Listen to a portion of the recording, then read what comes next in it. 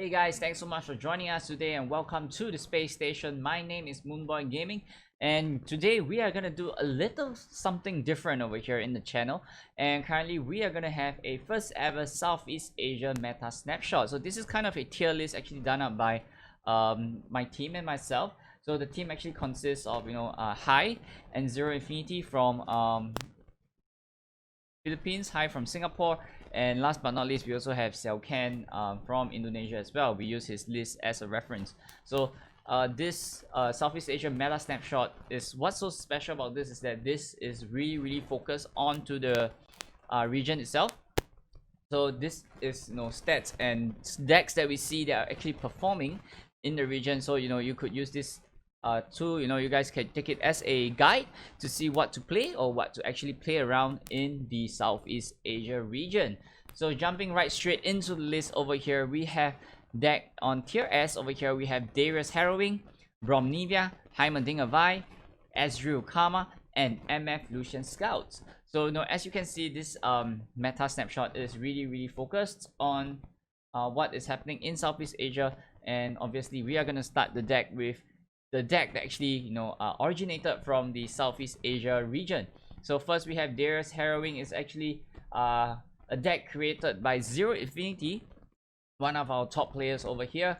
And here we could see this is the deck list that that's recommended for you guys. So there's lots of variation for this particular Darius deck, and as Darius has gained lots of popularity ever since the patch number 1.3.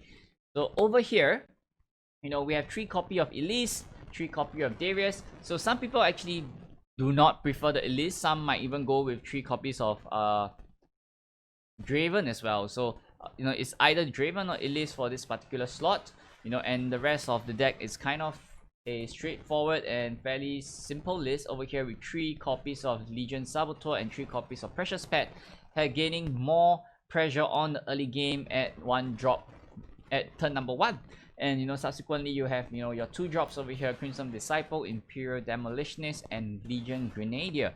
So it's kind of straightforward, having the Crimson Disciple and Demolitionist back to back. And last but not least, also a Legion Grenadier here as well to have some blockers for fearsome units, and it is still a 2 damage to the Nexus. And on our 3 drop we have our Iron Ballista. So this is our overwhelmed creature over here, and putting him down on 3, usually you minimally you get to overwhelm at least 1 damage into their enemy Nexus with the Iron Ballista. And of course the superstar of this deck is the Basilisk Rider with with the buff of 1 health and 1 attack from patch number 1.4. So yeah, so this is the main focus of the deck. At 4 drop, if it hits its allegiance, it's gonna be a 6/4 overwhelm, and it's not easy to be killed with 4 health, especially at the turn 4 range. So putting him down on turn 4 would be as deadly as what it seems. And then subsequently onto our spells, we have Transfusion. Transfusion actually works really well with the overwhelmed targets, and also especially with Crimson Disciple. Also moving on, we have Noxian Fervor. It is kind of a denial for things like graphs. Yeah, mainly graphs, right? So Noxian grasp one of your creatures, Noxian Fervor, kill off that creature and deal 3 damage to your opponent Nexus. Or you could deny a Brom from a Poro draw as well. So Noxian Fervor, a burn spell, while at the same time also a removal against your opponent. And of course 3 copies of Decimate. So Decimate is probably the biggest burn spell in the game over here with 4 damage to the Nexus. And Atrocity over here could end off the game with Atrocitying your Darius at 10, flip Darius, level up Darius with 10 attack. Atrocitying to their face would be really lethal as well. And also last but not least, 3 copies of the Harrowing. And it is a so what they say about this deck is that it allows you to have a final swing, right?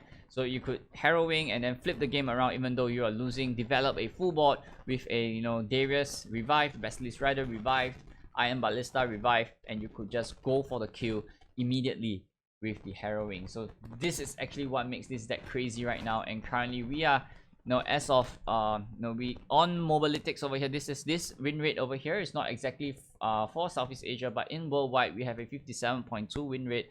But however, on the Masters ladder, we have been seeing this deck again and again and again, and I'm sure I actually talked to some of the top 3 masters throughout this period of time, and they actually they were saying, oh, this is the deck that is gonna win.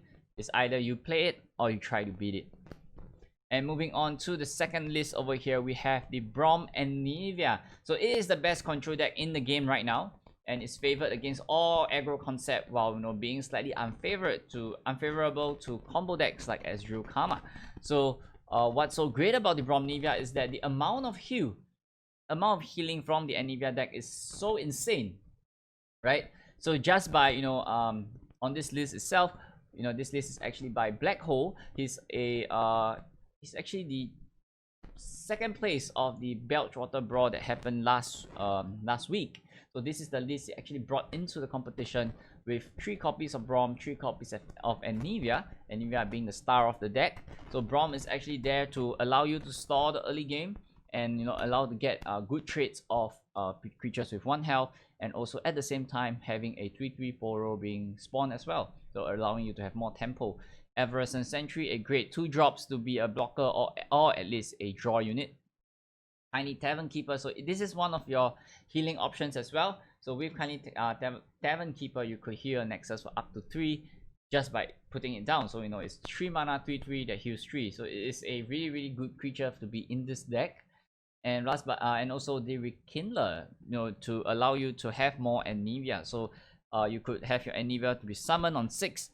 If it dies, it becomes an egg, and then you turn 7, you could go for a Rekindler, and by turn 10 you probably have 2 Nivea on board if the egg sticks. And also moving on to the spells over here, we have 3 copies of Glimpse Beyond. Obviously you want your draws for control decks over here. Valve Feast, so this is one of your healing options as well, and also early game board control. So Avalanche over here, it's really good against aggro decks, especially like Kinko Elusive, or even the Draven Spiders deck. The Darius aggro deck might fall off a little due to the Avalanche. 2 copies of Fury of the North to allow your Braum to survive a little bit longer, or win some favorable trade. The box over here is kind of a common card to be in a Nivea deck over here right now. 3 copies of Grasp of the Undying, allowing you to drain 3 more damage.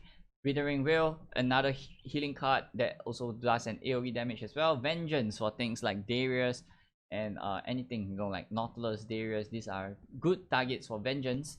And Harrowing, if too many Nivea die this turn, Harrowing into an Nivea could allow you to close the game, and of course Ruination to allow you to control the board at the very last minute. So this is a fairly standard deck that we see around for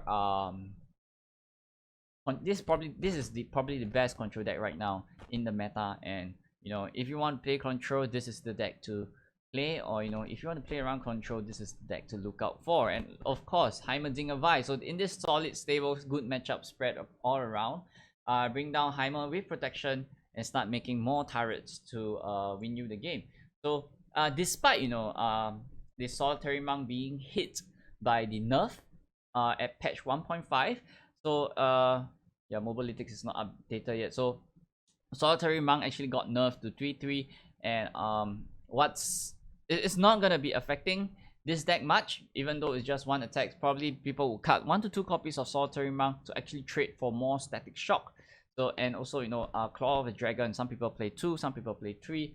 Usually 3 would be the most consistent build for this particular deck.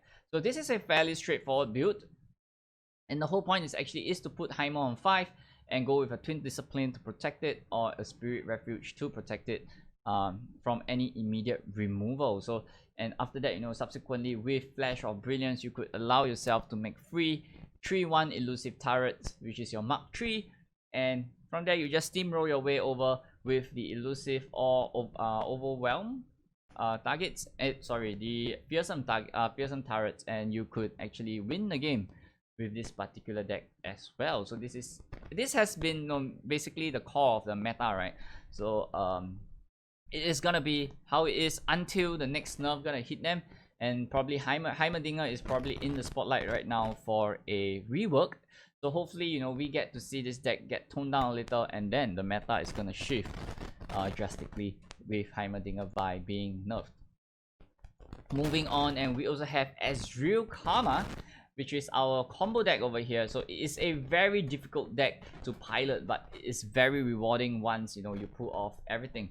So most cases you drop Ezreal when leveled and spam cheat spells OTK, one turn kill your opponent immediately.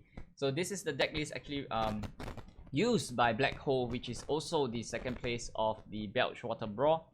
This is the list that he brought into the tournament, and you know, he has a copy of Health Potion. So this is yeah, the addition of Health Potion is actually something new to ever since Ezreal Karma came back after the beta nerf, right? And this is probably one of the most difficult deck to pilot right now. But however, if you're facing things like Amnivia Brom, and this deck is so great against it, especially you got things like denying to deny his harrowing, or you know, you have the Mystic Shot to actually kill off the egg once the Amnivia is dead. You know, and this is a very good deck, especially against control decks right now, which is fairly slower in some sense. And you want to reach to turn 10, so does the Amnivia deck also want to reach to turn 10. So you have to take advantage of, you know, having that slow matchup, reaching turn 10 with Karma on board. You don't even need Ezreal to, you know, to actually win, right? Ezreal is actually there to support this whole deck. But with just Karma and the amount of burn spell you're gonna have, right, in your hand, and you probably could burn your opponent down from 0 to 20 to 0 just in one turn with Karma on board. So this is why this deck is really scary, but at the same time it is very difficult to pilot. To actually, you know, to reach turn 10 is not easy to pilot as well. So yeah, this is the, you know, if you are up for it, this is the deck to try. And this is probably, to me, probably this is the best deck in the format right now, except for Furious Harrowing, which is like probably kind of brainless to play right now. And then moving on to the last deck we see over here, which we have our MF Lucian Scout. You know, it is an aggro deck coming in with a win rate of 3.4% on overall, you know, in the worldwide rating, and it is favored against any Ionia PNZ flavors, fastest creatures deck on the block right now.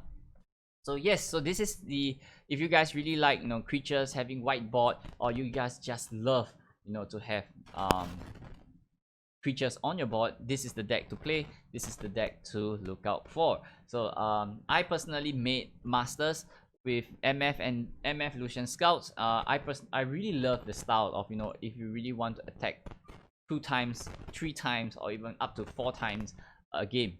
So this is the deck to play if you really like to be attacking again and again and again. So this is a list actually provided to us by Black Hole, sorry, which he is the Belchwater Brawl second place as well. So this is a very fairly straightforward deck. You know, it is very aggressive, it is very fast. You know, on turn 1 you have your Fleet Feather Tracker and your Jagged Butcher. You know, dropping a 2/1 or 2/2 on turn 1 is a huge pressure, followed up by a War Chef to buff the Fleet Feather Tracker, or even Bright Steel Protector to protect the Fleet Feather Tracker. You could probably get free trades off your opponent board as well. But at the same time, you know, with 3 copy of Lucian, you could drop Lucian on 2, you could drop Senna on 3, and you with the power couple on board, they are probably you know, close to very hard. It's very hard to be removed.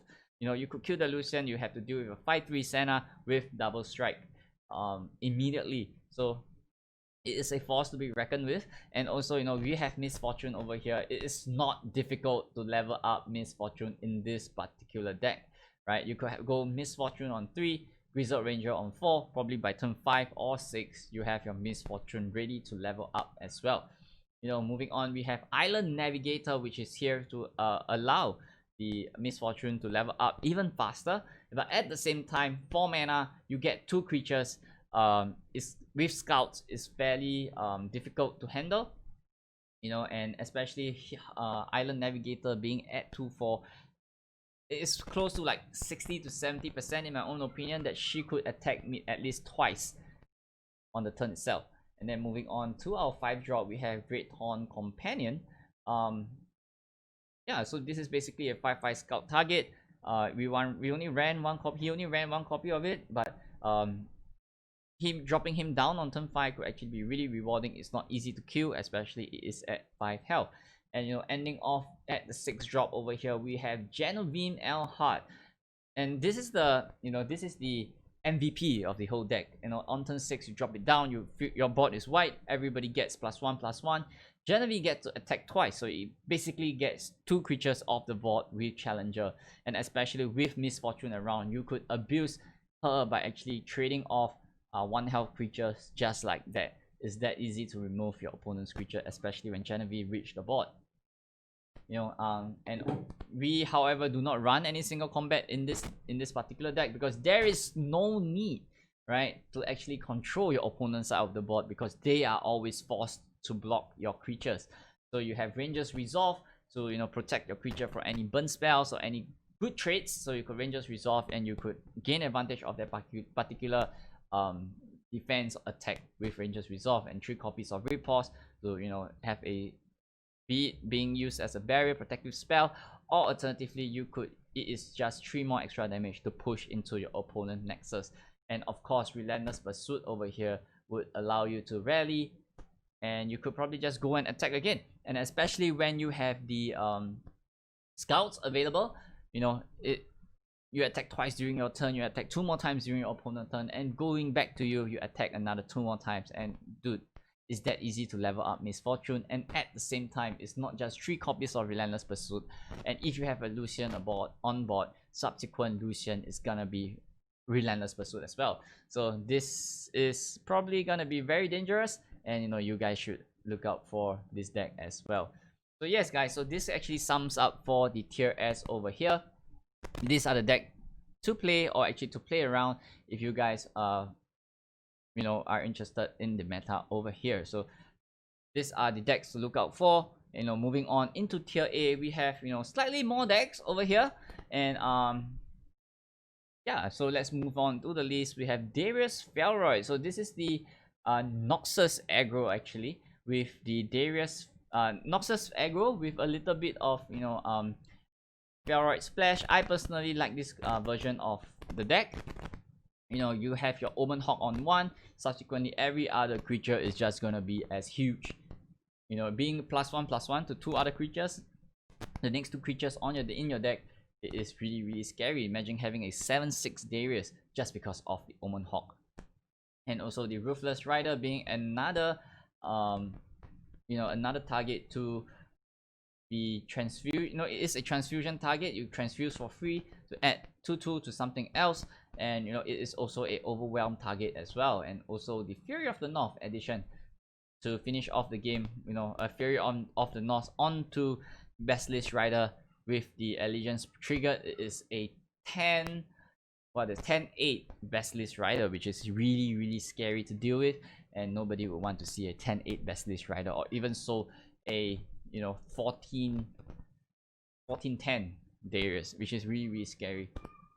And also they have a copy of Decisive Maneuver as well, with the stun ability, right? It could stun one of the creatures and the overwhelm target would go through 100%, right? 100% of the damage would be flowing through even though your opponent is stunned.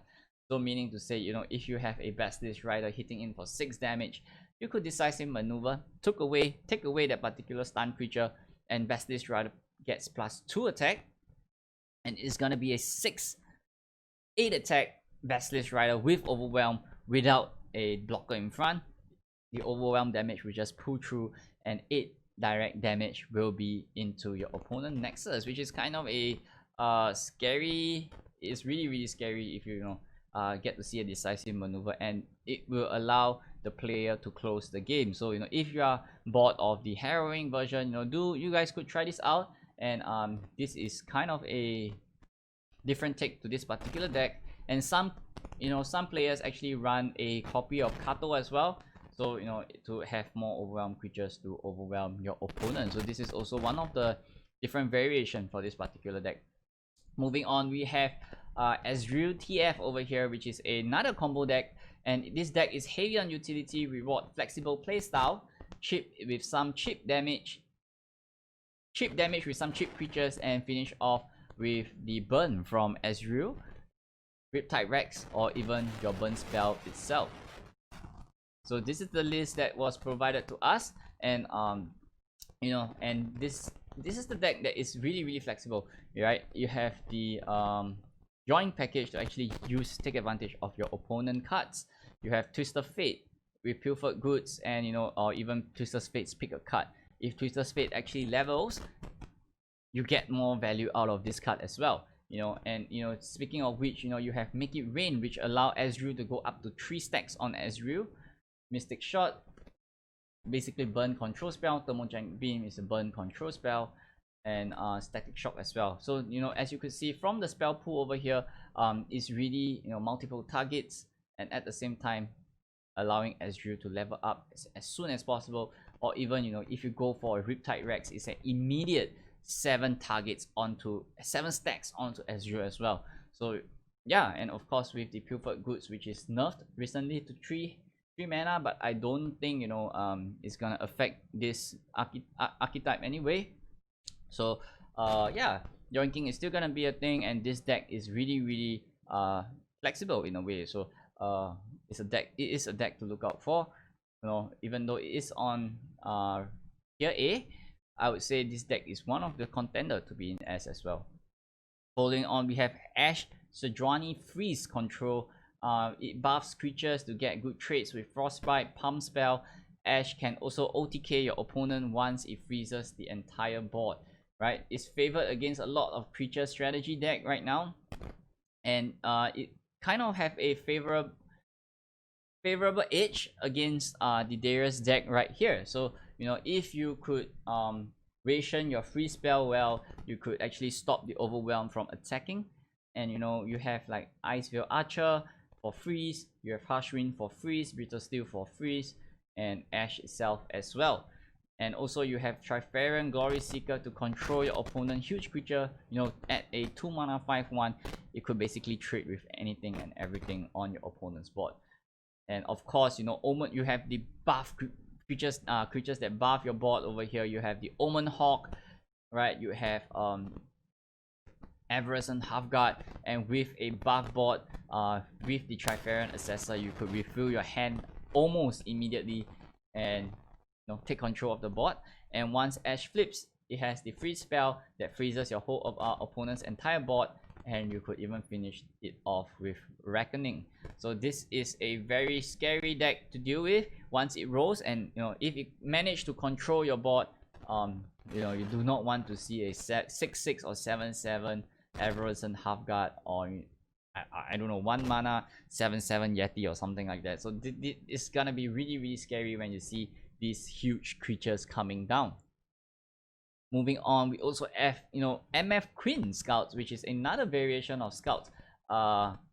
Better matchup spread against non-combo deck. So compared to the MF Lucian version, the MF Lucian version is actually, I feel, is much better. But this actually has the whole Bannerman package, and yeah, I mean, in my opinion, if you want to play Bannerman or the Demacia style, go with the Lucian instead of this. The Lucian one is going to be so much more better.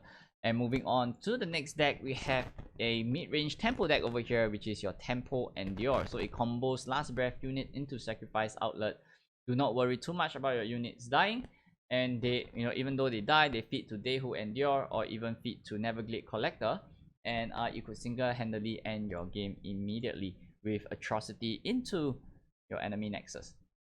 So it's still, even though it took some nerfs from 1.4, right? But this is still a deck to be careful of. It's really fast. Especially you got Omen Hawk on 1, Everest or Curse Keeper on 2 into Ravenous Butcher.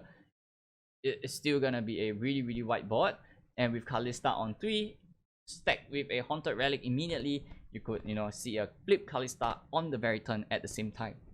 And especially also with Neverglade Collector, you have to remove it immediately, or else you're gonna heal back whatever damage you have been taking, but at the same time you get to ping your opponent for 1 for every single death.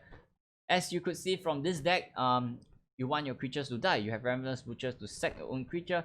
You have Blighted Caretaker who kill one creature and at the same time spawn 2 more ephemeral creature, and with that 2 sapling dying, you get more healing from the Navigate as well. And of course, at the same time, They Who Endure is gonna be buffed again and again and again and again with each death in the deck. That's on the board right now. So yes, and of course, you know, you have the Fury of the North to have the final, to allow you to push some value trades over here or even protect some of your creatures, and of course the Atrocity over here to close the game for They Who Endure. So this is still a fairly dangerous deck to deal with, especially they have such great tempo and good early game. So this is, you know, but however it kind of slacked off a bit ever since Darius Harrowing being really strong. But you know, it is still a deck to try if you guys would like, you know, this kind of combo style. You know, moving on into the PNZ burn, you know, there is no much comment, it's just small. So this deck is still fairly, you know, it's still playable, but it's not as fast as the other variation of burn right now or other variation of aggro right now. But however, you know, this is a fairly budget list, to be honest. You could remove the 3 chemo and, you know, you could put max static shock or something like that, right? So this is a very straightforward. You know, you could max out, you could remove the Timo and you could max out the static shock and get excited, or even, you know, add in some other creatures here as well. So yeah, this is a deck that is still around. You know, you could just burn your opponent down to 20, but however from 20, but however, you know, with Anivia control around, with Braum around, I don't think this deck is gonna be really good. But however, the stats shows, and this deck is still, you know, great in the lower part of the ladder. But however, in Southeast Asia meta, on the higher end of the ladder, it's not really advisable to play this particular deck. And also moving on, you know, into Ledros control, or what we used to call Corvina control. So it's basically just stall until turn 9 and drop Ledros and Atrocity to win with a burn spell as well. So this is your basically the Corvina control, but however, Corvina is not gonna be the main focus anymore, but however, it's gonna be on Ledros. And of course, you know, this addition of Dreadbloom Wanderer over here to allow him to survive. It's just basically another healing option for the Corvina player himself, or Ledros control player himself. So this is still a fairly straightforward Corvina control list compared to the old one, and it's just a little tweaking and of the numbers here and there. Of course, you know, dropping Ledros on 9, bringing your opponent to half the health, usually it's about 9 or 10 health, and then attacking with Ledros, or, you know, get excited. You could control your opponent's board with Corvina and Atrocitying a Ledros for 9 damage into your opponent's face. It is also really scary as well. So yeah, so this deck kind of like went, you know, a little behind, but however, you know, from tournament meta over here, we actually see the Ledros control deck actually having some wins over here in the Southeast Asia competitions as well. So you know, this could also be one of the deck to have on tier A. And last but not least, on tier A, we have the Elusive Burn. It's a really aggressive version of Elusive. Some game plan, but instead of protection and tempo 2, you finish your opponent as fast as possible with burn. So, you know, it is another version of Elusive style, and you have access to burns from Noxus. And also, this is a fairly budget deck to play with, but however, with the nerf of Solitary Monk, I believe this deck is gonna fall. And you know, we get to see close to no play for this particular deck on the Southeast Asia as well. So we're just putting it here because it is still a fairly strong deck to deal with. It could, you know, finish you off by turn 4 or turn 5, but yeah, it is still it is still around, but we don't really get to see this deck anymore in the Southeast Asia meta. So I'm guessing it's kind of irrelevant at this point of time. Yep. So moving on into tier B over here, you know, they are not exactly the worst deck to be playing, but however, they are, you know, slightly behind the tier A and tier B in terms of you know, speed or playability over here in general. So the amount of people actually playing this deck are really low. Therefore, you know, it's actually in tier B right now. So the first deck over here, we have the Tempo Cowgirl, which we have, Sejuani and MF. And get aggressive starts, steal some cards, level up your champion, and end off with Riptide Rex. Yeah, so this is the Misfortune Sejuani. So it's still kind of, after the nerf of 1.4, this deck actually fell behind a little bit. But if there are lots of new variation of it going on, but especially if you could control your tempo over here, this deck is gonna be rolling. And but however, this deck is just falling behind in terms of tempo because it's not as fast as other tempo decks in the meta right now, right? So we actually see a few variation with like Sejuani Braum. Yeah, mainly Sejuani Braum, because Braum actually controls the tempo really well as well. So yeah, so this is one of the variation for this particular deck. And also Kinko Elusive. So actually, in fact, Kinko Elusive is actually seeing much more play right now. It is actually on the fence of between tier A and tier B. And it hits Nexus with Elusive, protects your unit with Fury or Twin Discipline, and take control of tempo using Will, Ionia, and Palm. So something different from this particular list is the there is Concussive Palm right now to actually defend yourself, and finally ending off your opponent with the elusive target. So other than the Anivia decks, there's actually really little decks that you could use right now that could stop against the elusive targets. So this is actually one of the deck that you guys could try out. But compared to other region, this deck is actually not as popular in the Southeast Asia region right now, as it is not doing that well of a job at this point of time. So but however, we still get to see it, and it kind of still has some win rate, but however, it is not as popular in the meta right now. Therefore, it is currently in tier B. And also we have Deep over here. So it have a fairly good spread of matchup, but it loses to itself a lot, right? So long it doesn't get to Deep, you don't win. So this is the deck produced by us, by Miggy the Great, which is second place of the Belchwater Brawl. Yeah, Belchwater Brawl second place. So this is the list that he ran on the tournament itself. So this is a fairly straightforward list, but however, the only difference over here is the Beast of Below. The Beast Below. So what's so great about this card compared to the Hoarder, Shipwreck Hoarder, right? So compared to Shipwreck Hoarder is that the Beast Below is actually free when Nautilus flips, right? So you could drop down Nautilus on 7, it goes deep, it flips, and then you drop a free Beast Below, which is also a 7/7 for 0 mana. So the amount of value in this particular card is really huge. And over here on the spell side, we have Jettison to allow you to reach deep as soon as possible. Foul Feast for board control, at the same time having a blocker. Riptide over here to control your opponent creature, or like things like Darius, if you have no answers to it. Salvage to get to deep. Grasp of the Undying, which is a removal and at the same time survival. Withering Will, 1 copy of Atrocity and 1 copy of Ruination. So basically, the game plan for this particular deck is to survive until you go deep, and then using big creatures to gain your value for your game immediately with Nautilus and all these sea creatures in your deck as well. So yeah, I believe like this deck is going to be really strong. It's just the meta is slightly too fast right now for this deck. But however, if you could allow yourself to survive until deep, you have a high chance of winning once you go deep, compared to other decks as well. So we have TF Swain over here. So it is a bot, control the board, chip with your units Leviathan to level Swain up to close out the game.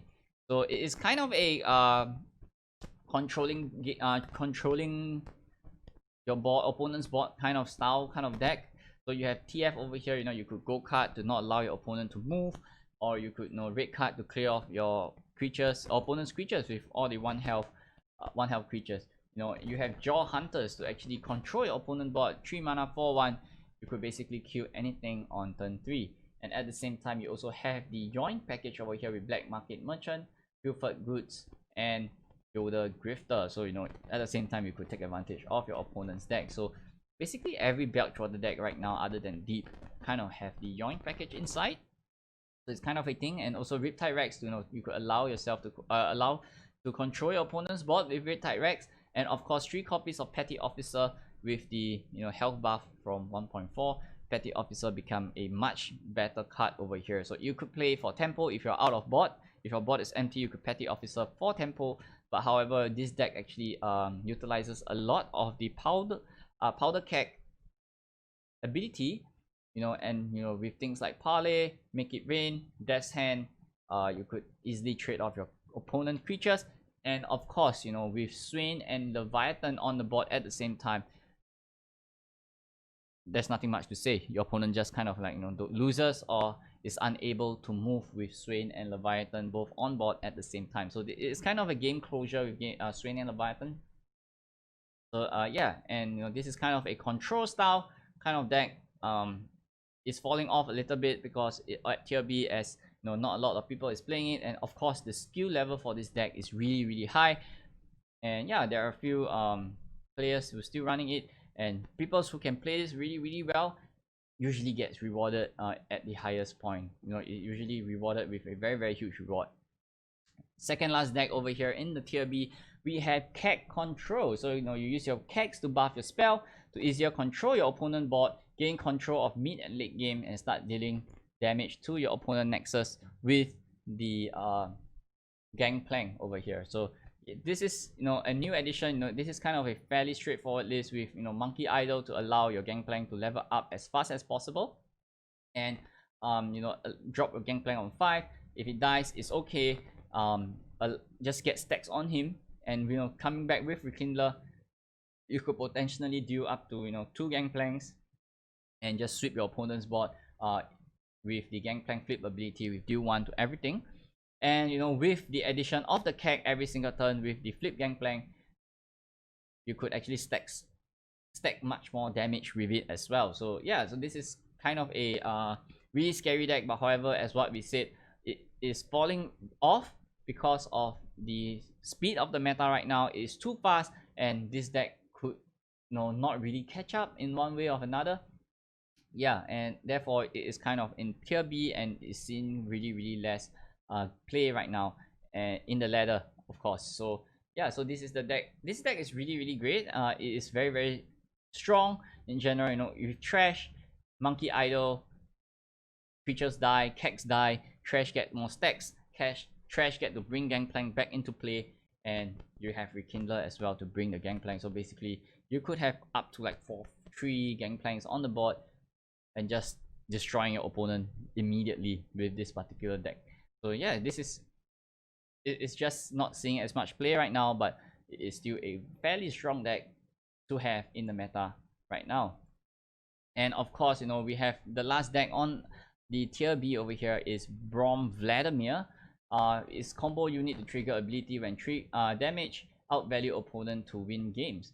So it is kind of like taking advantage of your Crimson Disciple, Crimson Curator, and adding stacks to Vladimir and ending the game off, you know, with a huge drain from Vladimir's flip ability as well. So deal 1 to everything, and you know, deal the same amount of damage to your opponent as well.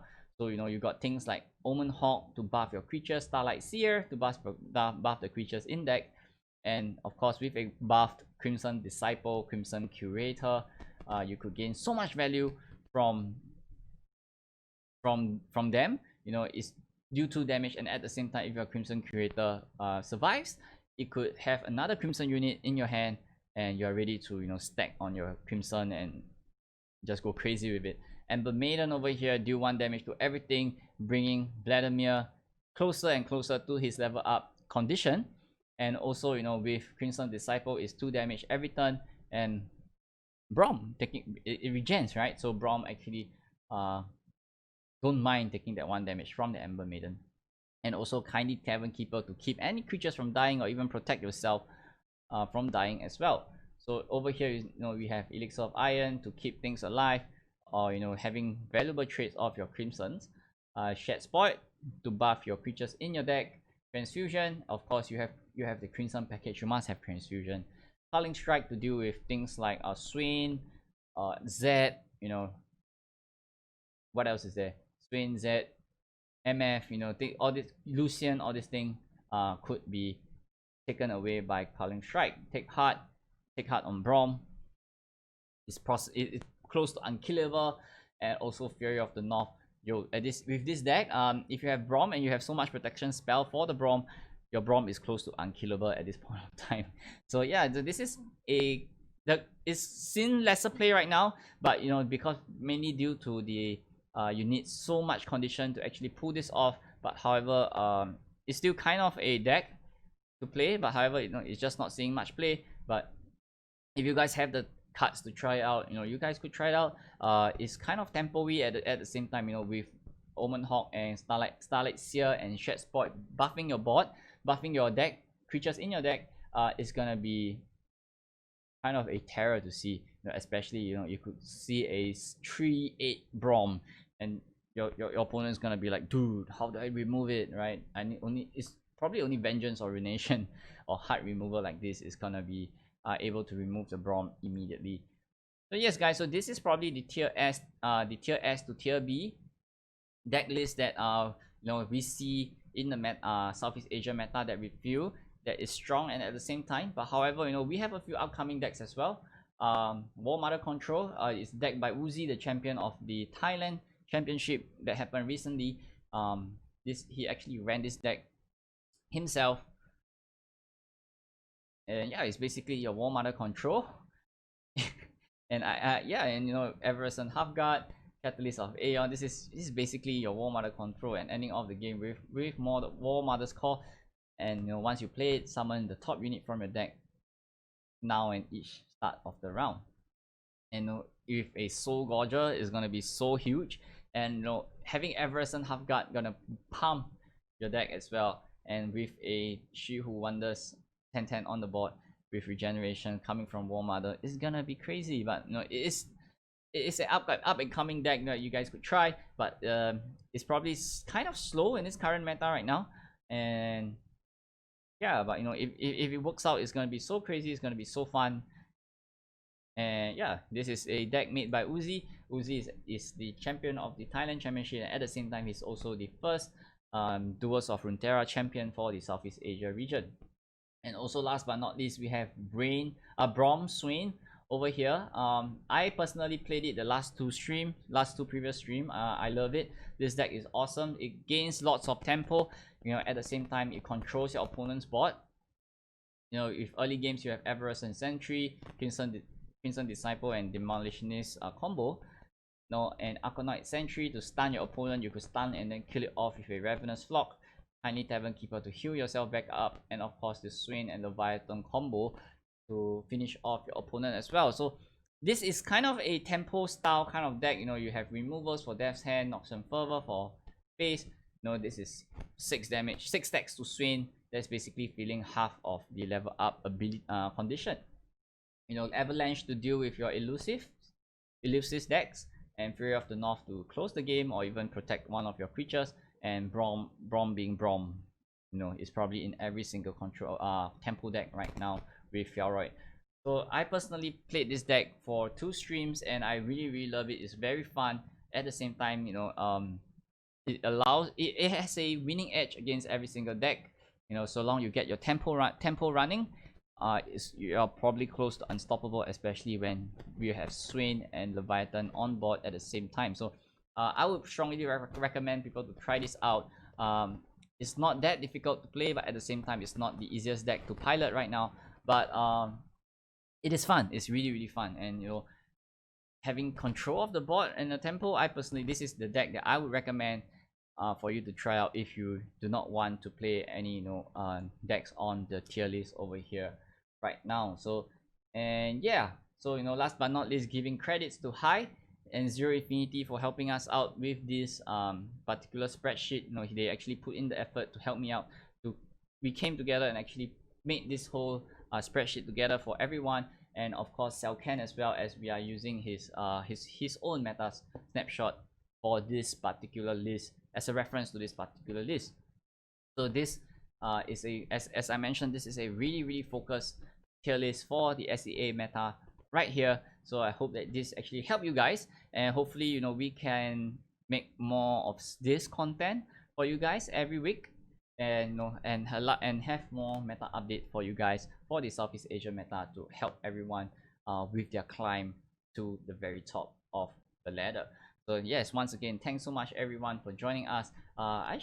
This should be end of this video over here. And my name is MoonBoy Gaming, and I stream on Twitch every Tuesday, Thursdays, and Sundays, and sometimes weekend. We do broadcasts for tournaments as well. So you know, do feel free to join us for the broadcasting of the tournament. And yeah, no, please do subscribe to this channel and like this video. It could really help the channel a lot, you know. And do join us on Twitch, right? I'll see you guys online on our next stream. And you know, it's MoonBoy blasting off. Bye bye.